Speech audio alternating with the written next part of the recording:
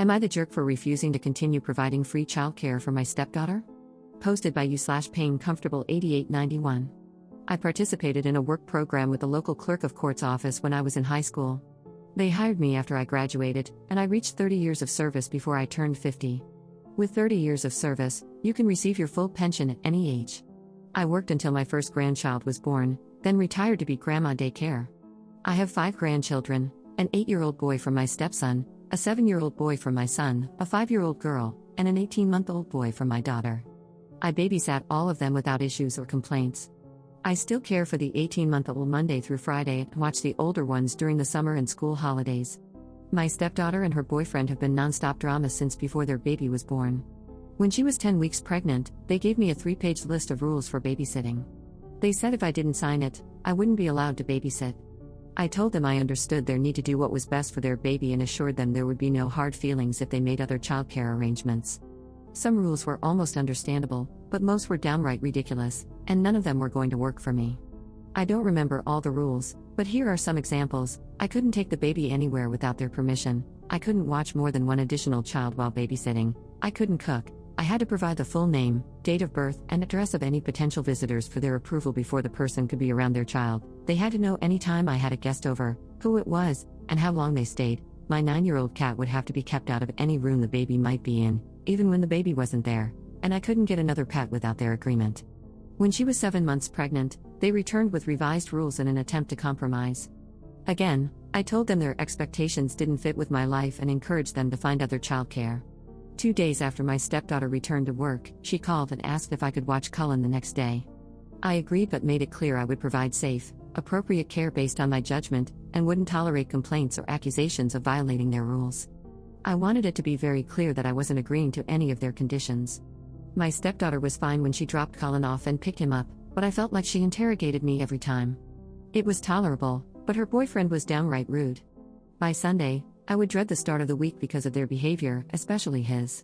At minimum, he would pick Cullen up, make a big deal about partially undressing him, and make at least one snide comment about my cat, having another grandchild over, cooking, or something else.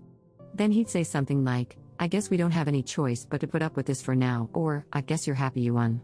This went on for 4 months. I spoke to my stepdaughter several times and told her that, clearly, they were unhappy with how I cared for Cullen.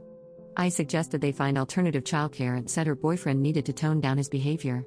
Things would improve for a day or two, but then he'd start again. It all came to a head as Thanksgiving approached. He was very vocal about not wanting me to keep all my grandchildren over the break. I made it clear there would be a couple of days when I'd have all of them and told them to make other arrangements if they had a problem. They didn't make other arrangements, and when he picked Cullen up on the first day I had all my grandkids, he was very rude. Although nothing went wrong, everyone was happy, clean, fed, and had a great day. He told Cullen he was sorry they had no choice but to leave him in an unsafe situation where he'd be neglected. I called my stepdaughter that night, told her what he'd said, and informed her they had 2 weeks to make other arrangements. I also said she needed to handle drop-offs and pickups, as I would refuse to babysit if her boyfriend came to drop off or pick up Cullen. Things improved when I only dealt with her. At some point, she asked if I'd watch Cullen until January because they'd found a new childcare provider who couldn't start until then. I agreed, and everything was fine while she handled the drop-offs and pickups. On New Year's Day, several people sent me a screenshot of a post her boyfriend made on social media, saying how thankful he was that they finally didn't have to worry about Cullen's safety or neglect anymore. He didn't name me or accuse me directly, but anyone who knows us knew I had been keeping Cullen. The post was clearly directed at me. I was just happy it was over. On Friday, she called and said their new childcare provider told her Cullen wasn't a good fit and couldn't return on Monday. She asked if I'd start babysitting him again. I told her I was sorry for their situation but didn't feel comfortable keeping him anymore. My husband and stepson think I should agree, provided Amanda handles drop-offs and pickups, because they believe her boyfriend is the real issue. My stepson also commented that I'd probably be more willing to move past this if it had been a conflict with my daughter's husband. For context, my pension is about $4,000 per month, plus continued health insurance. This accounts for about 40% of our household income. Am I the jerk for refusing to watch Cullen again? Update 1 day later. First, let me address the common suggestion that Amanda's boyfriend is purposely sabotaging their childcare to trap her at home. They make roughly the same amount of money and definitely can't afford to lose half their income. I seriously doubt he wants her to stay home. Second, I would never tell my stepson to find someone else to watch his child because of a simple difference of opinion. My grandson and I have a very close bond.